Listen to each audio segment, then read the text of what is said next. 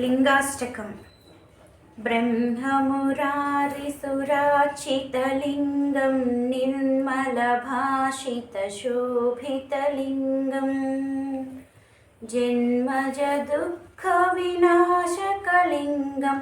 तप्रणमामि सदा शिवलिङ्गम् देवमुनिप्रवरार्चितलिङ्गं कामदहनकरुणाकरलिङ्गम् रावणदर्पविनाशकलिङ्गं तप्रणमामि सदा शिवलिङ्गम् सर्वसुगन्धसुलेपितलिङ्गं बुद्धिविवर्धनकारणलिङ्गं सिद्धसुरासुरवन्दितलिङ्गं तप्रणमामि सदा शिवलिङ्गं कनकमहामणिभूषितलिङ्गं फणिपतिवेष्टितशोभितलिङ्गं दक्षसुयज्ञविनाशकलिङ्गं तप्रणमामि सदा शिवलिङ्गम् कुङ्कुमचन्दनलेपितलिङ्गं पङ्कजहारसुशोभितलिङ्गं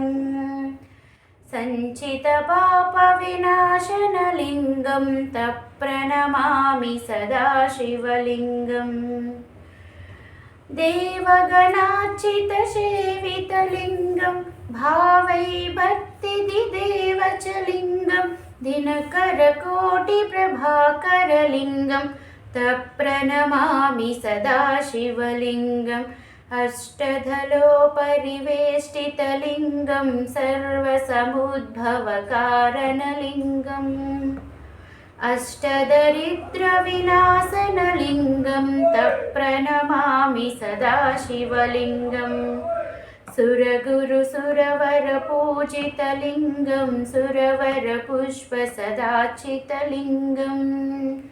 परमपदं परमात्मकलिङ्गं तप्रणमामि सदा शिवलिङ्गम्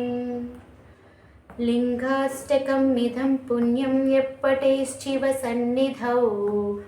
शिवलोकमवाप्नोति शिवेन सह मोदते।